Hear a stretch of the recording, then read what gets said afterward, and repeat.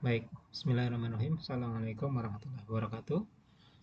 Saudara-saudara sekalian, kita akan lanjutkan kuliah kita hari ini, melanjutkan materi kita yang sudah kita bicarakan di pekan kemarin, masih tentang pautan dan pindah silang. Jadi hari ini kita akan diskusikan tentang pindah silang. Sementara di pekan kemarin, di pertemuan kemarin kita sudah bicarakan tentang pautan. Jadi sekedar mengingatkan tentang materi pautan kemarin, saya akan review sedikit materi kemarin ya, bahwa pautan itu adalah suatu kondisi di mana ada beberapa gen yang berada pada satu kromosom yang sama ya. Nah, pautan sendiri berdasarkan posisi alel dominan dan resesifnya dibagi menjadi dua, yaitu posisi coupling atau cis, di mana alel dominan itu bergabung dengan alel dominan yang lain di lokus yang lain pada kromosom yang sama.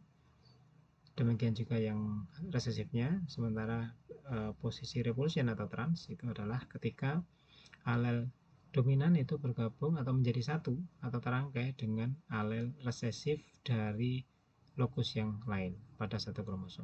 Oke, kemudian berdasarkan jauh dekatnya dua gen yang terangkai atau terpaut, maka juga dibagi menjadi dua. Apabila gen itu terpaut sangat dekat, maka disebut sebagai pautan yang sempurna. Kemudian apabila jaraknya cukup jauh, maka disebut sebagai pautan yang tidak sempurna. Oke. Nah, kemudian kita akan teruskan dengan pembicaraan tentang crossing over atau pindah silang. Sebenarnya apa sih hubungannya antara pautan dengan crossing over? Ya, kita sebelum membicarakan tentang crossing over harus membicarakan dulu tentang pautan. Kenapa? Karena crossing over itu sendiri kan tidak bisa dilihat, tidak bisa ditentukan, karena crossing over itu kan bicara tentang pertukaran ya, perubahan letak gen dari kromatid ke kromatid yang lain dari kromosom homolognya. Sementara posisi-posisi di dalam kromosom itu kan posisi yang relatif sebenarnya. Maka ketika kita bicara perpindahan, maka harus ada posisi asal, posisi dasar yang menjadi standar gitu. Kalau tidak ada posisi dasar yang menjadi standar, maka kita tidak bisa membicarakan crossing over. Artinya adalah bahwa ketika kita membicarakan crossing over, kita harus melihat setidaknya di dua gen atau dua lokus. Karena nanti kita akan melihat posisi lokus pertama berpindah terhadap atau bertukar ya, dilihat dari sisi lokus keduanya gitu, atau sebaliknya. Tapi kalau hanya satu saja gen yang kita perhatikan atau lokus yang kita perhatikan, maka kita tidak akan bisa mengamati terjadinya crossing over. Oke, baik, sebenarnya crossing over sendiri sudah Anda pelajari, sudah disinggung dulu di materi tentang siklus hidup tanaman ya, yaitu ketika Anda belajar tentang meiosis. Jadi proses crossing over ini sendiri sebenarnya berlangsung ketika fase profase ya, profase 1 khususnya. Profase 1 di mana ketika itu terjadi sinapsis, kromosom itu mendekat satu dengan yang lain, kromosom homolognya maksudnya ya. Kemudian kromatid-kromatid dari kromosom yang homolog itu seringkali bertukar gitu ya, bertukar. Nah, proses pertukaran itulah yang disebut sebagai peristiwa crossing over atau pindah silang. Oke, ilustrasinya seperti gambar yang berada di kanan dari slide itu ya. Itu digambarkan sebagai satu kromosom yang berpasangan, kromosom homolog.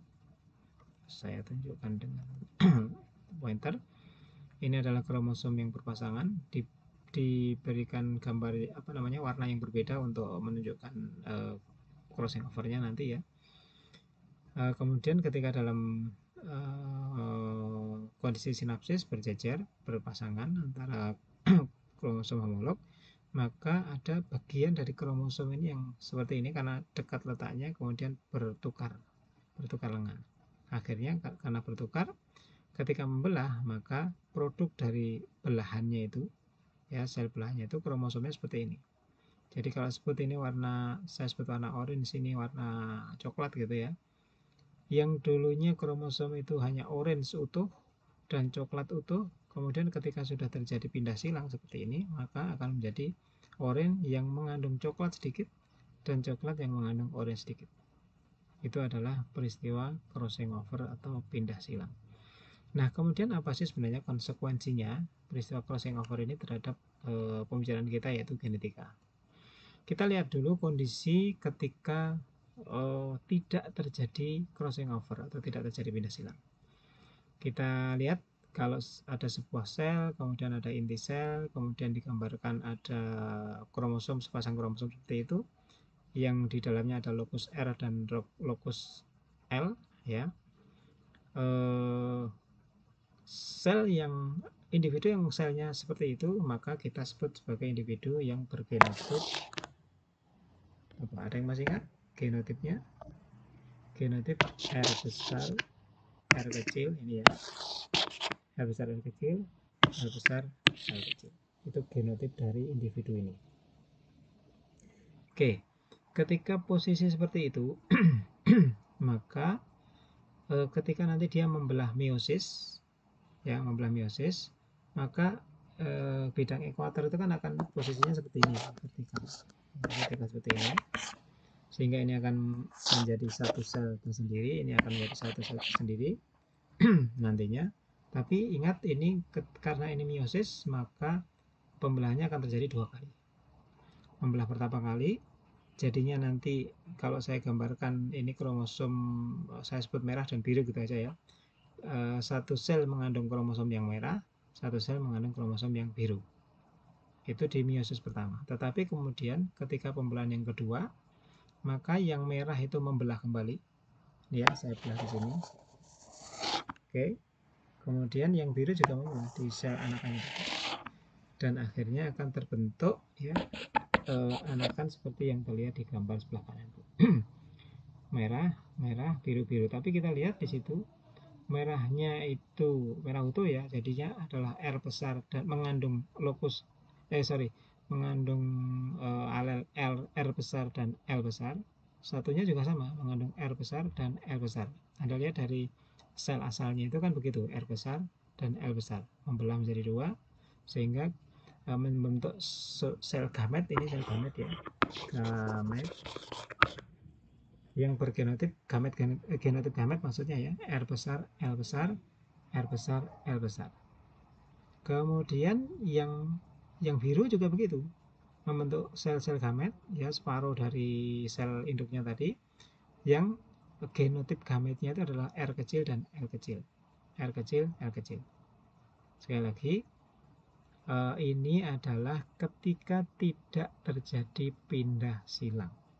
Tidak terjadi pindah silang, hanya akan membentuk dua macam gamet, yaitu gamet tipe tetua. Karena tadi tetuanya kita lihat kan R besar, L besar, R kecil, L kecil, ya kan? Sehingga anakannya juga R besar, L besar, R kecil, L kecil. Nah, sekarang kita lihat ketika sel itu mengalami pindah silang, bagaimana gamet yang terbentuk. Jadi kita bicara tentang gamet karena kita bicara tentang genetika ya. Jika terjadi pindah silang, kita lihat misalnya posisinya seperti itu, sama dengan tadi selnya ya, sama ini genotipnya adalah R besar, R kecil, R besar, R kecil, sama. Hanya saja terjadi pindah silang, di mana pindah silangnya itu adalah terjadi di antara gen R dan L. Pokoknya di suatu titik ya, antara gen R atau lokus R dan lokus L. Kita lihat di situ pada profase 1 terjadi pindah silang. Ini pindah silang ditunjukkan di sini ya, pindah silang. Kemudian produk dari pindah silang itu seperti itu. Jadi kromosom yang tadinya merah semua itu, yang mengandung lokus R besar dan L besar, maka sekarang mempunyai satu segmen kecil biru, dimana kebetulan di biru itu ada L kecil. Ya, sebaliknya juga yang biru dulunya L kecil, R kecil, L kecil di satu lengan kromatidnya kemudian mengandung L besar karena tertukar dengan yang kromosom homolognya tadi. Oke. Nah, kalau dalam posisi ini kemudian sel itu membelah, ini bidang ekuatornya di sini, membelah, maka kemudian dan kemudian membelah meiosis ya, meiosis kedua membelah kembali, Anda cermati pelan-pelan membelah seperti ini. Oke, maka kita lihat produk dari gamet atau sel-sel anakan atau gamet ya yang dihasilkan. Yang kita lihat dari yang paling kanan, gametnya nanti akan memiliki alel R besar dan L besar. Ini akan membentuk sel anakan ini. Oke, itu yang pertama. Kemudian yang kedua, gametnya yaitu adalah akan mempunyai genotip R besar dan L kecil. R besar dan L kecil. Kemudian yang ketiga, gametnya akan memiliki genotip R kecil dan L besar. L kecil, R kecil, L besar.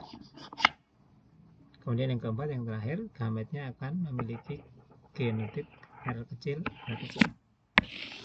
Anda amati di situ. Ada yang sama dengan yang kejadian ini tadi. Ya, R besar, L besar, dan R kecil, L kecil. Nah, gamet-gamet yang sama dengan tetuanya itu maka disebut sebagai gamet tipe tetua.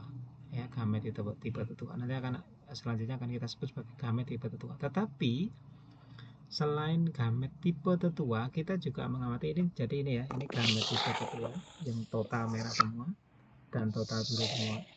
Tetapi di samping itu kita juga akan mendapatkan gamet yang baru, tipe gamet yang baru, yaitu yang merupakan akibat dari pindah silang tadi ya, gabungan tadi.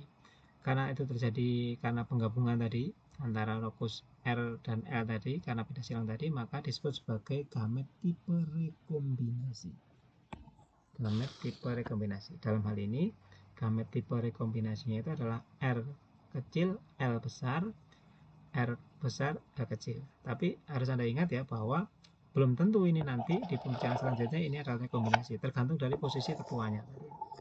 Jadi relatif terhadap tetuanya. Ya tetuanya apa dulu? Kalau ini tadi tetuanya adalah R besar, L besar, dan R kecil, L kecil, maka rekombinasinya adalah ini. Tapi nanti ada suatu ketika, ingat posisi cis dan trans kemarin ya, suatu ketika tetuanya itu adalah R besar, L kecil misalnya. Berarti itulah yang tetuanya.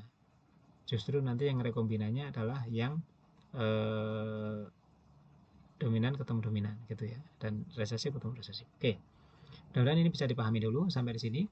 Jadi jika terjadi pindah silang, yang pertama terjadi adalah perbedaannya ya dengan kalau tidak terjadi pindah silang, yaitu dihasilkan 4 macam gamet.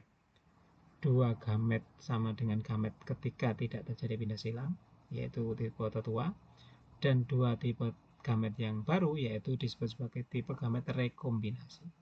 Genotipnya nanti tergantung dari tetua persilangannya. Itu ya. Oke, kita teruskan. Nah, kemudian seperti yang kemarin sudah saya sampaikan bahwa genotip kemudian pindah silang itu kan tidak teramati ya secara kasat mata. Jadi bagaimana kita tahu? Ya kita tahunya itu sekali lagi karena ini kita belajar genetika selalu diamati dengan cara melakukan persilangan.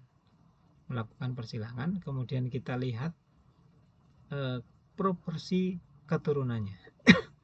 Proporsi keturunannya. Dari situ nanti kita bisa menilai apapun kasusnya ya, apakah terjadi interaksi kah, atau apakah terjadi pindah silang kah, dominan resesif kah, kodominan dan seterusnya, interaksi kemarin ya, semuanya dilihat dari proporsi keturunan.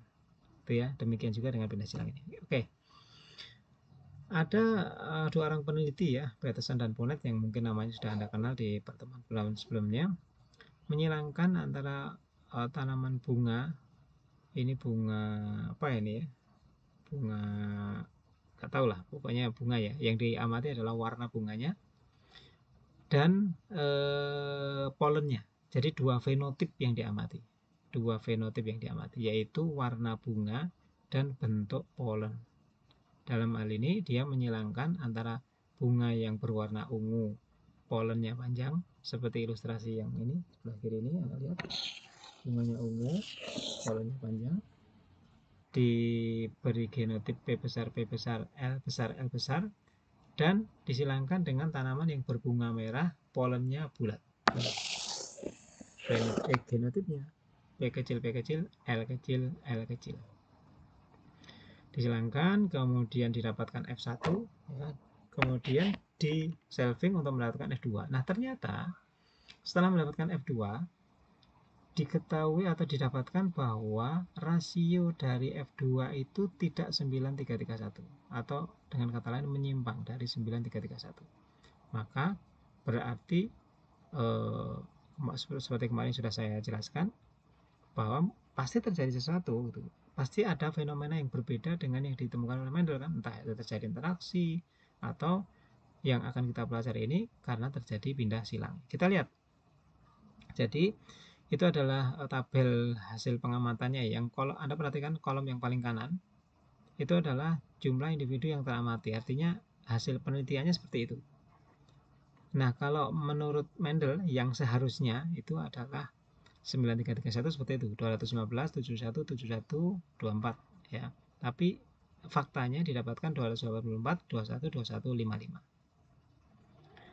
Nah, dari hasil persilangan ini maka disimpulkan bahwa penyimpangan itu terjadi karena gen P dan L itu ada pindah silang di sana. Nah, otomatis kalau dia pindah silang itu kan kita bisa simpulkan pasti dia berada di dalam satu kromosom kan, ya, atau istilahnya terpaut ya. Ingat, pindah silang itu kan kita melihat gen-gen dalam satu kromosom. Jadi kalau ada dua gen yang pindah silang pasti ya, atau otomatis dia terpaut berada dalam satu kromosom. Jadi gen P dan gen L itu terpaut dan terjadi pindah silang. Kita lihat bahwa fenomenanya ya itu Anda lihat di situ. Kalau tadi tetuanya P besar, P besar, L besar, L besar, dan P kecil, P kecil, L kecil, L kecil, tetua ya, ingat itu genotip tetua. Kita amati di situ di F2-nya, individu yang memiliki fenotip seperti tetua, ya itu ngumpul, ya P besar, L besar yang ungu panjang itu ngumpul 284 di situ. Kemudian Anda lihat ini diamati dari angka yang besar ya, 284 dan 55. Demikian juga yang tetua satunya, yang resesif. Merah bulat, P kecil, P kecil, L kecil, L kecil, L kecil, 55. Karena kita lihat bahwa fenotip-fenotip dari dua gen itu ngumpul, ungu panjang 284 dan merah bulat 55, maka disimpulkan bahwa pautannya itu ada dalam posisi coupling atau cis. Ingat posisi cis atau coupling ya, saya buka lagi untuk mengingatkan. Nah ini gen dominannya terangkai dalam satu kromosom dengan gen dominan di alel yang di lokus yang lain. Ya, oke. Kesimpulannya adalah tadi kasus ini dia terpaut dalam posisi coupling. Oke, saya teruskan dulu. Nah, bagaimana kemudian menjelaskan peristiwa pindah silang itu sehingga menjadi keturunannya seperti tadi. Kita gambarkan kromosom sebagai sebuah model di sini ya, dengan nama gen yang berbeda, biar Anda juga familiar dengan nama gen yang berbeda, tidak hanya huruf besar huruf kecil ya. Ini adalah ilustrasi pindah silang ketika posisinya itu coupling. Kita lihat di situ persilangannya. Ini adalah saya tuliskan genotipnya dulu. Genotipnya itu PR plus. Ingat PR plus itu nama gen ya.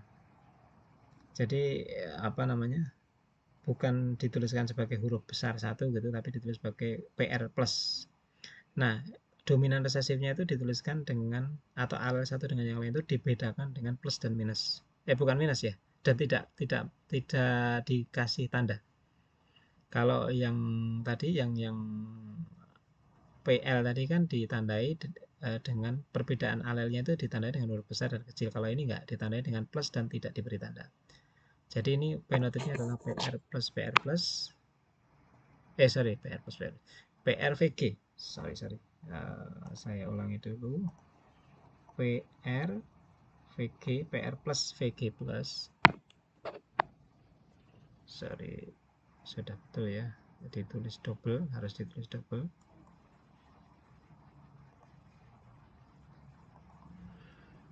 PR plus PR plus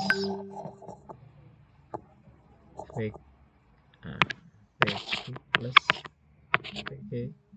VG plus disilangkan dengan PR VG kan gitu. Kalau digambarkan sebagai kromosomnya kan yang di bawah itu ya. Jadi ini persilangan tapi diilustrasikan kromosomnya seperti ini. Oke. Nah, kemudian disilangkan, kemudian kan F1-nya heterozigot ya. Heterozigot PR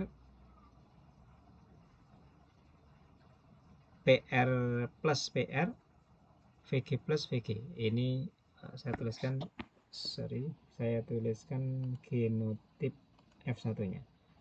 PR plus PR VG plus VG itu adalah genotip dari F1. Oke. Nah, pindah silang di situ digambarkan dalam kode silang di situ ya. Kode silang di situ. Jadi, kita perhatikan pindah silangnya. Pertama, F1 ini pasti akan menghasilkan gamet ini dulu, PR plus VG ini. Karena tadi tetuanya ini, maka gamet itu disebut sebagai gamet tipe parental atau gamet tipe tetua. Kemudian tetua satunya adalah PRVG ini ya, PRVG ini. Gamet ini juga gamet tipe parental. Tetapi karena ada pindah silang, maka akan terbentuk gamet tipe yang lain, yaitu tipe rekombinasi tadi. Kita lihat PR plus, karena kemudian terjadi pindah silang di sini, kelihatan ya yang saya coret-coret. Kemudian dia tidak akan gabung dengan VG plus, tapi dia malah justru ketemu dengan VG, sehingga akan membentuk gamet yang ini, PR plus VG. Sebaliknya yang satu, PR ini akan menyilang ke sana. Harusnya saya beri warna berbeda ya. Saya beri warna apa nih ya? Ungu lah ya, ungu. PR ini akan ke sana, menyilang sana, ketemu dengan VG plus, sehingga menghasilkan gamet PR VG plus, yang itu adalah gamet tipe rekombinan atau gamet tipe rekombinan ya, gamet tipe rekombinan. Itu ya, itu adalah ilustrasi pindah silang dengan pautan posisi kopling. Ingat, kopling dominan dengan dominan yang lain dari lokus yang lain, resesif dengan resesif yang lain di lokus yang lain. Nah, tentu saja Anda pasti sudah bisa sebenarnya kalau diminta untuk menggambarkan bagaimana pindah silang dengan posisi pautan yang trans, yang trans satunya. Sama cara menggambarkannya, hanya ingat bahwa karena dalam posisi repulsion atau trans, maka kita lihat di situ tetuanya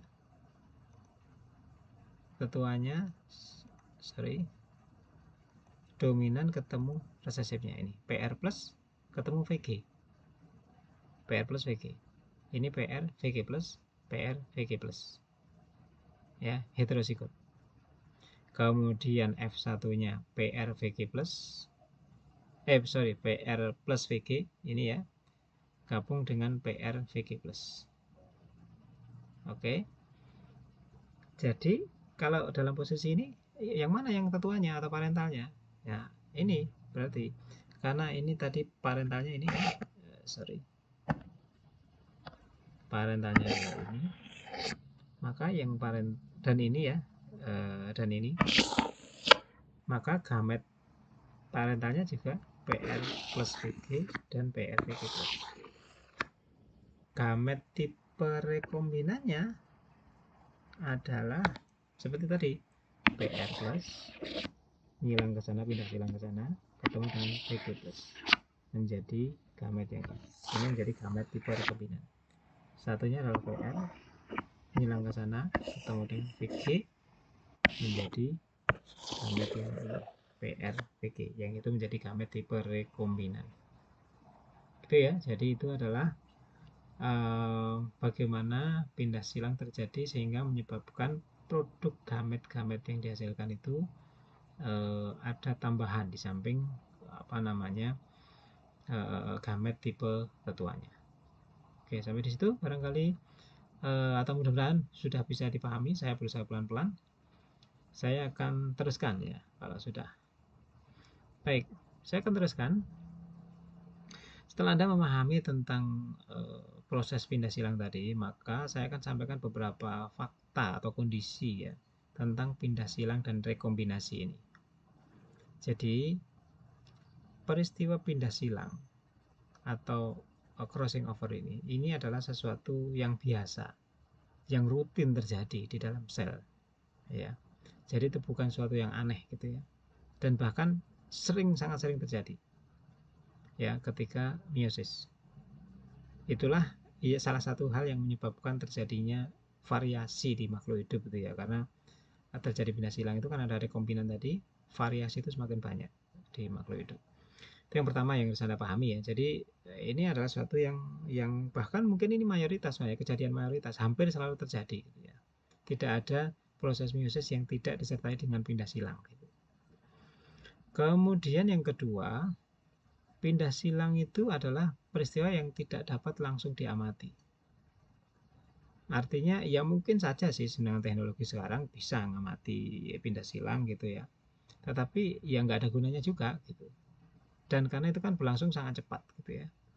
Maka upaya untuk mengamati secara fisik itu kalau dalam kaitannya dengan genetika ya enggak bermanfaat sebenarnya. Kecuali kalau pengen tahu prosesnya seperti apa gitu ya. Tapi kan kalau genetika kan sebenarnya tidak concern dengan itu. Tapi concernnya adalah dengan akibatnya nanti.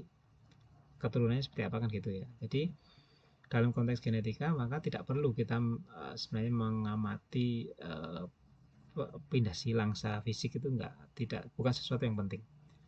Nah, tetapi yang concern di genetika itu adalah bagaimana rasio keturunannya. Ya. Kita mengidentifikasi pindah silang itu dari melihat rasio keturunan yang dihasilkan dari sebuah persilangan. Itu. Kemudian yang ketiga, faktanya adalah bahwa semakin jauh letak antara dua gen, ya, jauh dekat ini kan relatif ya, tapi makanya di situ disampaikan semakin jauh letak antara dua gen, maka peluang terjadinya pindah silang itu semakin besar. Sekali lagi, semakin jauh letak antara dua gen, maka peluang terjadinya pindah silang di bidang atau di daerah di antara dua gen itu semakin besar. Ini mungkin bisa dilogika ya. Kalau misalnya secara fisik Anda juga bisa melogika lah. Kalau misalnya Anda mungkin pernah lihat kalung tasbih ya, kalung tasbih itu yang ada butir-butirannya itu ya. Itu kalau Anda berusaha menukarkan antara butiran, jadi dijejer dua gitu ya. Saya ilustrasikan saja. Ini ya. Ini kan kalung begini ya. Ibaratkan itu adalah kromosomnya gitu. Dekat ini. Kalau Anda berusaha menyilangkan posisi ini, saya gambar dengan warna yang berbeda. Kalau Anda berusaha memutar atau memelintir antara dua ini, ya concern Anda di dua butiran yang berdekatan itu kan berat, susah kan. Tapi ketika Anda berusaha membuat puntiran, tapi Anda concernnya itu adalah sebentar saya hapus dulu biar tidak rancu ya. Tetapi Anda concernnya itu adalah di butiran yang jauh. Misalnya ini saya gambar dengan warna berbeda, nggak apa-apa ya. Anda mau memuntir, tapi yang penting itu Anda mau memindah posisi antara yang saya contreng ini ya dengan yang ini misalnya, kan Anda lebih mudah memutarnya, memelintirnya, ya kan?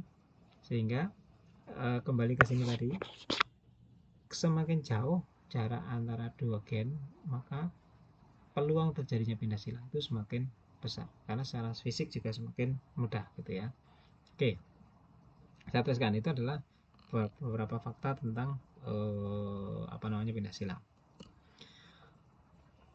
Nah, penjelasan dari yang poin terakhir tadi, maka diilustrasikan di sini, peluang terjadinya pindah silang antara A dan B itu kecil, sangat kecil bahkan. Tapi peluang pindah silang antara A dan C itu lebih besar dibandingkan dengan AB tadi. AC dibandingkan dengan AG, peluangnya lebih besar yang AG karena lebih jauh, gitu ya. Oke, itu. Ini ilustrasi yang lain ya, tadi sudah disebutkan, sama gambar yang kiri itu sama maksudnya. Kemudian ada informasi lain yang perlu saya tambahkan di sini, yaitu adalah bahwa crossing over atau pindah silang itu bisa terjadi di lebih dari satu titik. Anda lihat ini. Jadi bisa crossing over itu jadi seperti itu. Jadi misalnya ini kromosom ya saya gambarkan, dia crossing over di sana. Nanti di sini crossing over lagi, gitu ya. Di sana nanti crossing over lagi, itu bisa. Karena kromosom itu kan panjang kan, jadi bisa seperti itu. Itu ya. Crossing over bisa terjadi di lebih dari satu titik, bahkan bisa terjadi di banyak titik di dalam kromosom. Tetapi dalam concern genetika nanti, toh tetap kita akan ngamati itu kan, gen itu kan kita amati berdasarkan sifatnya ya, berdasarkan sifatnya. Kita kan tentu saja tidak akan ngamati sifat yang banyak sekali. Kita ngamati 1, 2, 3 sifat saja nanti. Ya kita concern dengan itu. Maksudnya gini, ketika di situ gambarkan ada misalnya di sini ya, ada gen A, ada gen B, ada gen C. Boleh jadi crossing over itu terjadi banyak di sini gitu. Saya gitu. Tetapi ketika kita sedang mengamati sifat A dan B saja, kita tidak mengamati sifat C, ya crossing over itu nggak akan terdeteksi. Kalau memang di daerah sini itu tidak terjadi crossing over, gitu kan?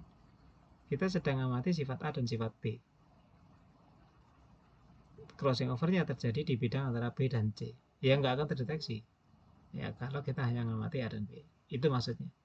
Jadi crossing over itu kita deteksi kalau dia itu memang berada di antara dua gen yang sifatnya sedang kita amati.